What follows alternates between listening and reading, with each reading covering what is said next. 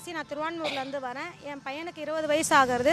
20 வயசு வரைக்குமே என் மகனுக்கு எந்த ஒரு அடிப்படையான வசதியும் அரசாங்கம் செஞ்சு கொடுக்கல. இதுக்கப்புறம் அவனுக்கு 20 வயசு ஆகிறதுனால இதுக்கப்புறம் அவனுக்கு எந்த ஒரு தேவைகளும் வரல. என் பையனுக்காக நான் நியாயம் கேட்டு வரல. இதுக்கப்புறம் தமிழகத்தில் எந்த பிள்ளைகள் பிறக்கக்கூடாது, தமிழகத்தில் எந்த நாட்டிலையும் அந்த பிள்ளைகள் பிறக்கக்கூடாது. அப்படியே பிறந்தாலும் அந்த பிள்ளைகளுக்கு தரமான கல்வி, தரமான மருத்துவம், தரமான போக்குவரத்து வசதி கொடுத்தாதான் அந்த பிள்ளைகளால் படிக்க முடியும். ஏன்னா இந்த மூணுமே ஐயா முதலமைச்சர் தரேன்னு சொல்லி வாக்குறுதி கொடுக்குறாங்க. ஆனால் எந்த ஒரு வாக்குறுதியும் இது வரைக்கும் நிறைவேற்றலை. இந்த மாதிரி மாற்றுத்திறனாளிகளுக்கான பிள்ளைகளுக்கு இந்த மாதிரி வசதிகள் கொடுத்தாதான் அந்த பிள்ளைகள் படிக்க முடியும். அதனால் இந்த மாதிரி வசதிகள் என் பிள்ளையை விட்டுடுங்க. இதுக்கப்புறம் என் பிள்ளை ஒரு இதுவும் ஆக போவது கிடையாது. இதுக்கப்புறம் வர தலைமுறைகளாச்சும் நல்லா இருக்கணும். இந்தமாரி பிள்ளைகள் பிறக்கக்கூடாது. ஆனால் இதுக்கப்புறம் அப்படியே சப்போஸ் பிறந்தாலும் அந்த பிள்ளைகளுக்கு நான் சொல்கிற கோரிக்கைப்படி அந்த பிள்ளைகளுக்கு தேவையான போக்குவரத்து, மருத்துவம் எல்லாமே செய்யணும். கல்வியும் கொடுக்கணும்னு சொல்லிட்டு என்னுடைய ஆதங்கம். இந்த ஆதங்கத்தை நான் எதுக்காக கொடுக்கணும்னா, இது எனக்கு வேண்டாம், இந்த இது எனக்கு இதுக்கப்புறம் பயனற்றது. ஆமாம், இந்த சர்டிஃபிகேட் பயனற்றது. ஏன்னா இந்த ஓட்டர் ஐடி கூட எனக்கு என் பிள்ளைக்கு கொண்டு வந்து வீட்டில் கொடுங்கன்னு சொன்னாக்கா கொடுக்க முடியலன்னு சொல்கிறாங்க. ஒரு ஆதார் பதிவு கூட என் பிள்ளைக்கு நடக்க முடியாது, அவனை ஸ்ட்ரெச்சரில் தான் கொண்டு வந்து தரேன்னு சொல்கிறேன். இல்லை நீங்கள் இங்கே தான் கொண்டு வந்து எடுக்கணும்னு சொல்கிறாங்க. அப்போ எதுக்கு இது? நானே எல்லா முயற்சியும் பண்ண போல. அப்போ இது எனக்கு தேவையற்றது தானே. 20 வயசு ஆகிறது. இதுக்கப்புறம் அவன் ஓட்டம் போட வேண்டாம், அவனுக்கு ஆதார் கார்டும் வேண்டாம். அப்போ இதை நான் எந்த துறைகிட்ட ஒப்படைக்கணுமோ, இந்த துறையுடைய அமைச்சர் ஐயா முதல்வர் தான். நான் ஐயா முதல்வர்கிட்டயே ஒப்படைக்கலான் இருக்கேன். என்னை உள்ளே விட மாட்டாங்க. இதை நான் இது இப்பயே என்கிட்ட கொடுத்தாங்கன்னா அழகாக கொடுத்துட்டு போயிடுவேன். இல்லைனா இதை கண்டிப்பாக நான் ஒரு பெரிய விஷயமா கொண்டு வருவேன். இதை நான் இதோட விட மாட்டேன். ஏன்னா எவ்வளோ பேர் பாதிக்கப்பட்டிருக்காங்க, எல்லாமே பண்ணிருக்காங்க. நான் ஒரு தாயாக இன்றைக்கி முன்னெடுத்து நிற்கிறேன். ஆனால் என்ன மாதிரி பல பேர் வீட்டுக்குள்ளே முடங்கி இருக்காங்க.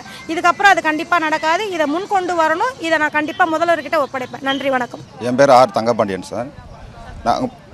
நாங்கள் பூந்தமல்லி செகண்ட் கிரேட் டீச்சரு அங்கே இன்ஸ்டியூட்டில் செகண்ட் கிரேட் மாற்றுத்திறனாளிகளுக்கான இடைநிலை ஆசிரியர் பயிற்சி முடித்த மாற்றுத்திறனாளிகள் வந்திருக்கேன் சார். எங்களுடைய கோரிக்கை என்னான்னு சொன்னாங்க, 2016 2006 2016 வரைக்கும் கிட்டத்தட்ட 150 மாற்றுத்திறனாளிகள் அங்கே டீச்சர் ட்ரைனிங் முடித்தாங்க. அதில் 72 பேருக்கு 2011 கலைஞர் ஐயா போஸ்டிங் போட்டார். மீத இருக்க ஒரு 72 பேருக்கு இது வரைக்கும் போஸ்டிங் போடலை. கிட்டத்தட்ட நாங்கள் 15 வருஷமாக இடைவிடாத போராட்டம் பண்ணியிருக்கோம். சிஎம் பார்த்துருக்கோம். சிஎம் எதிர்கட்சி, இந்த பெருக்க சிஎம் எதிர்கட்சியாக இருக்கும்போது நேரடியாக அவர்கிட்ட மனு கொடுக்குறப்ப கண்டிப்பாக ஆட்சிக்கு வந்த உடனே உங்களுக்கு முதல் வேலையாக முன்னாடி போட்ட பசங்களுக்கு எப்படி போட்டோமோ அதே அடிப்படையில் உங்களுக்கு வேலையை போட்டுருவோம் அப்படின்னு சொல்லி வாக்குறுதி கொடுத்தாரு. நாங்கள் ஒரு ஆட்சிக்கு வந்ததுலேருந்து 5 வருஷ காலமாக 6 மாதத்துக்கு ஒரு தடவை நேரடியாக மனு கொடுத்துருக்கோம். பலகட்ட போராட்டங்கள் பண்ணியிருக்கோம். இது வரைக்கும் எங்களுக்கு எந்த இதுவுமே செஞ்சு கொடுக்கல. கோர்ட்டில் கேஸ் கொடுத்து கோர்ட்லேருந்து கூட முன்னாடி படித்த பசங்களுக்கு என்ன அடிப்படையில் வேலை போட்டாங்களோ அதே அடிப்படையில் இவங்களுக்கு வேலை போட்டு கொடுங்கன்னு சொல்லி கோர்ட்லேருந்து ஆர்டர் சொன்னாங்க. அப்படி இருந்தும் கூட இது வரைக்கும் எங்களுக்கு யாருமே எந்த ஹெல்ப் பண்ணலை. இப்போ நாங்கள் என்ன அடிப்படையில் வந்திருக்கோம்னு சொன்னாங்க, எங்கள் துறை சிஎம் கண்ட்ரோலில் இருக்குது. சிஎம் எங்களை நேரடியாக பார்க்கணும், எங்களுடைய குறையை நிவர்த்தி பண்ணணும். நாங்கள் மற்ற அமைச்சரை யாருமே பார்க்க நாங்கள் விரும்பலை. தயவு செஞ்சு சிஎம் தலைவர் கலைஞர் ஐயா எப்படி 72 மாற்றுத்திறனாளிகளுக்கு உடனே வேலை போட்டாரோ அதே போல் இப்போ வந்திருக்கக்கூடிய இந்த மாற்றுத்திறனாளிகள் சிஎம் நேரடியாக சந்தித்து எங்கள் குறைகளை கேட்டு எங்களுக்கு பணி வழங்கணும் நாங்கள் கேட்டுக்கிறோம். இதை இங்கே ஒவ்வொரு ஆளும் கிட்டத்தட்ட 10 டிஸ்ட்ரிக்டில் 15 டிஸ்ட்ரிக்டில் வந்திருக்கோம். இந்த கோரிக்கை நிறைவேற்றணும்னு சொல்லி நாங்கள் இந்த நேரத்தில் கேட்டுக்கிறோம் சார். பேச்சுவார்த்தை கேட்குறேன் சார். அதாவது போலீஸ் வர்றாங்கன்னு சொன்னாங்க, நாங்கள் செக்ரட்டரியை பார்க்க கூப்பிட்றோம், நீங்கள் போய் பார்த்து பேசுங்க செய்யுங்க அப்படின்றாங்க. செக்ரட்டரி என்ன சொல்கிறாங்க, உங்கள் குறைகளை சிஎம் பார்வைக்கு நான் கொண்டு போகிறோம், நான் கண்டிப்பாக பண்ணுறோம், நீங்கள் போங்க, ஒரு வாரத்தில் உங்களுக்கு நல்ல தகவல் வரும், நீங்கள் போங்கன்னு சொல்லி நாங்கள் வர்றப்பெல்லாம் இந்த மாதிரி சொல்லிட்டு எங்களை டிஸ்பஸ் பண்ணி வெளியே அனுப்பிடுறாங்க சார்.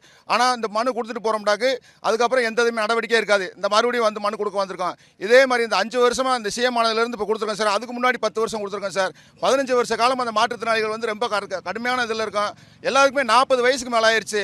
ஒவ்வொருத்தரும் இன்றைக்கி வேலை இல்லாமல் அடுத்தவங்களை எதிர்பார்த்து வாழக்கூடிய ஒரு சூழ்நிலையில் இருக்கும்.